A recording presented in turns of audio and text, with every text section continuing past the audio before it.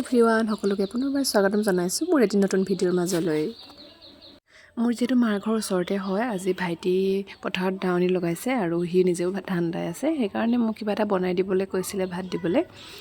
আৰু সেয়া মানে গেছ নাই, জুইতে বনাই মেলি পটককৈ লৈছোঁ কিবা এটা আৰু পথাৰ গৈ পাই গ'লোগৈ। এয়া চাওকচোন, দাৱনিতকৈও মানে বেছি স্পীডত সিহে ধান দায়, মানে ইমানেই ধান দাব পাৰে। এতিয়া ধান দাই মেলি সি সোনকালে আজৰি হৈছে, মানে আৰু দুদিনৰ পাছত তাৰ কিবা এটা মানে সি ছাৰ্ভিচ জইন কৰিব, সেইটো কাৰণে মানে এইকেইদিন খুব সোনকালে খেতি সামৰিব লগা হৈছে। মই আগতেও কৈছিলোঁ যে আমাৰ ঘৰত অকলে সি গোটেইখিনি কাম চম্ভালিব লাগে, যিহেতু পাপা বাহিৰত থাকে আৰু আইতাহে ঘৰত থাকে, সেইকাৰণে গোটেইখিনি কাম সি অকলে কৰি থাকে।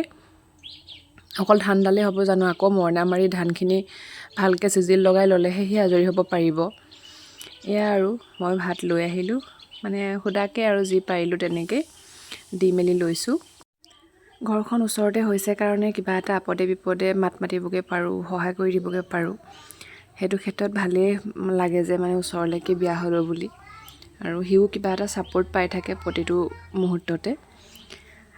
আৰু মই তালৈ একদম বিশেষ কাঁহী এখনত ভাত আনিছোঁ, চাবচোন।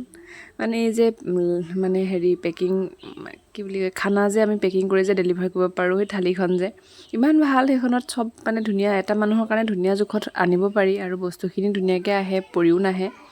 তো সি দাৱনী কেইগৰাকীক কৈ আছে মানে, তহঁতি এনেকুৱা এখন লৈ ল'বি, তেতিয়া মানে তহঁতৰো খাবলৈ সুবিধা হ'ব বুলি। আপোনালোকে যিহেতু গম পাইছে যে আছাম পুলিচৰ ভেকেঞ্চিবিলাক ওলাই আছে, মানে কনিষ্টেবলৰ ওলাইছে, SI ওলাইছে, আৰু এনেকৈ আছাম পুলিচৰ বহুতখিনি পষ্ট মুঠতে ওলাইছে। গতিকে গোটেইখিনি পৰীক্ষাৰ কাৰণে প্ৰিপেৰেশ্যন চলাবলৈ হ'লে অকণমান এইকেইদিন যিহেতু খেতিৰ দিন, খেতিৰ পৰা আজৰি হৈও ল'ব লগা হৈছে। আৰু মই ভাইটিকো যিহেতু কৈছোঁ যে সি এইবাৰ এটা প্ৰিপেৰেশ্যন ভালকৈ কৰ, আৰু এই কামখিনি সি যদি মানে সোনকালে কৰি নলয়, তেতিয়া সি মন পুতি একোতে লাগিব নোৱাৰে।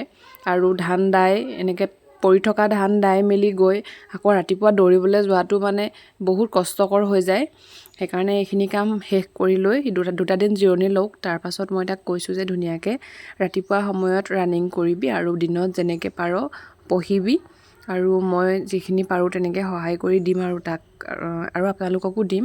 মই যিহেতু কৈছোঁৱেই যে এইকেইদিন আজৰি হৈ ল'লে মই আজৰি, আৰু তাৰপাছত মই ভালকৈ মানে মোৰ সেই ক্লাছবোৰৰ সৈতে লাগিব পাৰিম আৰু।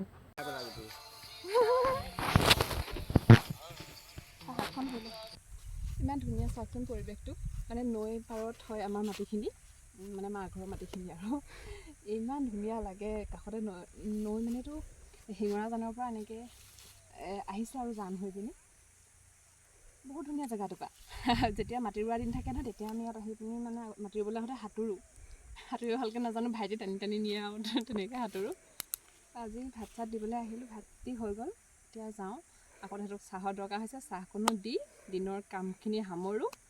আজি ৰাতিলৈ এটা আছে নখোৱা পৰ্ব, তো সেইটো মই দেখাম অকণমান, কাৰণ আমাৰ নখোৱা হোৱাই নাই। আজিৰ পৰা নখোৱা পৰ্বটো আৰম্ভ হৈছে, আৰু আলহীও অলপ আহিছে, মানে আহিব এতিয়া।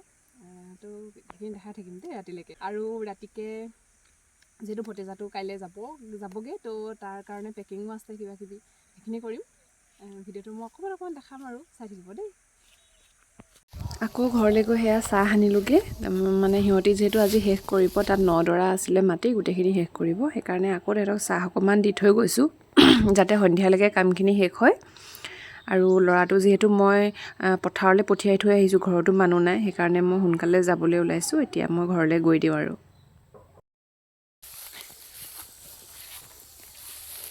ভাত দি ঘৰলৈ গ'লোঁ, এতিয়া চাহ অকণমান আনি দিলোঁ, চাহকণো দি মেলি আজিলৈ পথাৰ সামৰিছোঁ দেই।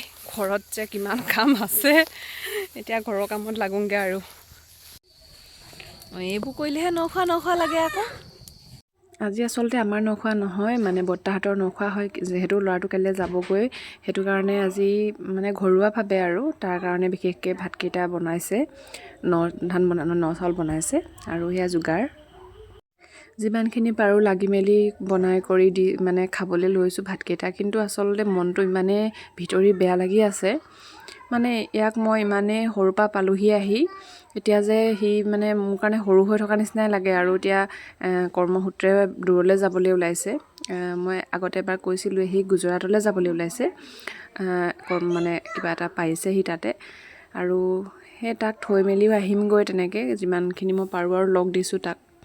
কিন্তু মনটো ভিতৰি বহুত বেয়া লাগি আছে, মাকেও অকণমানকৈ মানে লুকাই মেলি কান্দি আছে।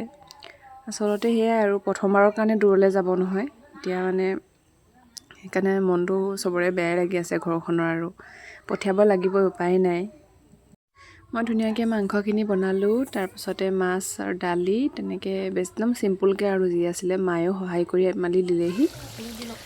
তো এনেকৈ জুইতে খানা চানা বনাই ধুনীয়াকৈ ভাত পানী খালোঁ।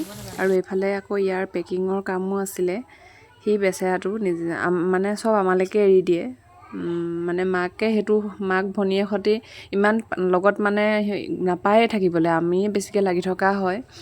আৰু পেকিং চেকিং কৰা মা মই আমি এনেকৈ লাগি দিছিলোঁ, কি লাগিব কি নাই, কাৰণ সিও প্ৰথমবাৰৰ কাৰণে ফ্লাইটত উঠিব। আৰু ক'বলৈ গ'লে মোৰো কোনো এক্সপিৰিয়েঞ্চ নাই, মই ক'তো যোৱাই নাই ফ্লাইটত, সেইটো কাৰণে ময়ো নাজানো মানে কি নিব লাগে, কি দিয়ে নিবলৈ, কি নিদিয়ে।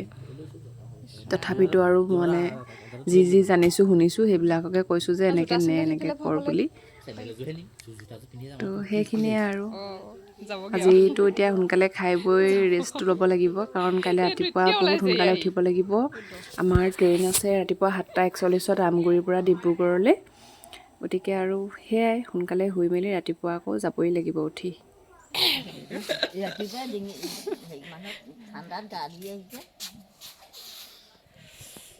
মই উঠিমগৈ চাগে, নে উঠিমগৈ বাই বাই। মা অহাই নাই, ভনীয়েকে বিদায় দিছে, ভনীয়েকে বিদায় দিছে কৈছোঁ। আমি এতিয়া 7:15 মানত ওলাই আহিছোঁ আৰু আমগুৰিলৈ বুলি। আমাৰ ঘৰৰ পৰা আমগুৰিলৈ অকণমান সময় লাগে, আধা ঘণ্টামানেই লাগিব নেকি এতিয়া। আৰু ট্ৰেইন 7:41 আছে, তাৰপিছত ধুনীয়াকৈ আমি টিকট কৰোঁগৈ আৰু গৈ।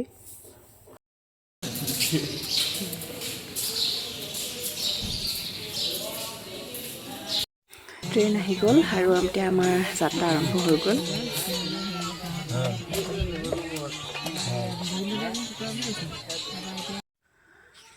10:30 গৈ আমি ডিব্ৰুগড় পালোঁগৈ। আৰু এই জাৰ্ণিটো মোৰ খুব ভাল লাগিলে, মই আগতে যোৱা নাছিলোঁ ট্ৰেইনত, মই আগতে ডিব্ৰুগড়লৈ সদায় বাছত যাওঁ, আৰু এইবাৰ মই ট্ৰেইনত গৈছিলোঁ। বহুত মানে ভাল লাগিলে, দামো কম হয়, 60 টকা পৰিছে নেকি পাৰ পাৰ্চন এনেকৈ টিকট। আৰু খুব ধুনীয়া লাগিলে, পৰিৱেশটো ধুনীয়া লাগিছে দেই। ডিব্ৰুগড় বাণীপুৰ ষ্টেচন হয় এইটো। তাৰ পৰা টেম্পু এখন লৈ আমি গৈ পালোঁগৈ ডিব্ৰুগড় এয়াৰপৰ্ট। তাৰ পৰা 12 কিলোমিটাৰ মানে হ'ব, সময় লাগে অকণমান দেই। আমি যিহেতু একো ৰাতিপুৱা খাই নাই যোৱা, গতিকে ভাত কেইটামান খাই লৈছোঁ, আৰু খাবলৈ একদম ভাল নহয়, যেন তেন মানে খাইছোঁ। আৰু মই যিহেতু আগতে অহা নাই এয়াৰপৰ্টলৈ, গতিকে মই ভাবিছোঁ অকণমান চাই আহোঁ ব'ল, এয়াৰপৰ্টটোনো কেনেকুৱা, ভৱিষ্যতে কেতিয়াবা যাব পাৰোঁ নে নোৱাৰোঁ নাজানো, আৰু কিন্তু মনটো আছে ক'ৰবাত যাবলৈ। গতিকে সেয়াই আৰু এতিয়া গ'লোঁ দুইটা অকণমান ভিতৰলৈ, সিহঁতৰ মাকৰ যিহেতু মনটো বেয়া লাগি আছে, গতিকে হোটেলতে ভাত খাই সেইখিনিতে তেওঁ বহি আছে। তেখেতক বহাই পিনি আমি দুটাই অকণমান ভিজিট দিলোঁ। আৰু সেইখিনিলৈ যাওঁতেই মানে ফ্লাইট এখন গৈছে আৰু দেই, ৰাণীৰ পৰা গৈছে, আৰু তাৰপৰা সি কৈছে সেইখন গ'ল বোলে। মই কৈছোঁ তই এনেকৈ যাবি নহয়, আৰু এইটো তেনেকৈ তাকে আৰু বুজাই মেলি গৈ আছোঁ, আৰু মানে ভালকৈ যাবি, ভালকৈ থাকিবি, কি কৰিবি কি নকৰিবি, মই তাক অকল সেইবোৰেই গাই থাকিলোঁ। গতিকে তেনেকৈ আৰু চালোঁ, ভাল লাগিলে পৰিৱেশ। আৰু ভৱিষ্যতে মোৰো যোৱাৰ আশা আছে, ক'ৰবাত যদি পাৰোঁ যাম। আৰু এতিয়া মানে সেয়া পইচা পাতিটো ইমান নাই মোৰ হাতত, আৰু যাবলৈ মোৰ তেনেকৈ জেগাও নাই, বাহিৰলৈ ক'তো ফুৰিবলৈও মই গৈ পোৱা নাই। এনেকৈয়ে গ'লগৈ জীৱনৰ আধা ফাল, গতিকে বাকী সময়খিনিত আৰু কি হয় চাওঁ, চেষ্টা কৰিম। বাকী তাক আৰু তেনেকৈয়ে আগবঢ়াই দিলোঁ যাবলৈ। মনটো বহুত বেছি বেয়া লাগিছিলে, মানে ক'ব নোৱাৰোঁ ইমানেই বেয়া লাগিছিলে। মাকেতো কান্দিয়ে আছে, তেনেকৈ কান্দি কান্দি ঘৰলৈ আহিছে। আৰু তাক মই ধুনীয়াকৈ হেপী জাৰ্ণি ক'লোঁ, কৈ পিনি আমিও আৰু ঘৰমুৱা হ'লোঁ। আমাৰ 2টা বজাত ট্ৰেইন আছিলে, আমি আহি 4:30 মানত আমগুৰি পালোঁহি। আৰু সেয়াই আছিলে আজিলৈ ব্লগটো, মানে মই 2 দিনৰ লগ লগাই মই মানে ব্লগটো বনাইছোঁ। বেলেগকৈ মানে ভিডিঅ' বনাবলৈ এইকেইদিন সময় হোৱা নাই, ব্যস্ত থকাৰ বাবে। তো আজিলৈ ভিডিঅ'টো ইমানেই। মোৰ ভিডিঅ'বিলাক যদি ভাল লাগে লাইক কৰিব, আৰু মোৰ চেনেলটো ছাবস্ক্ৰাইব কৰি থ'ব। থেংক ইউ ফৰ ৱাচিং, বাই বাই।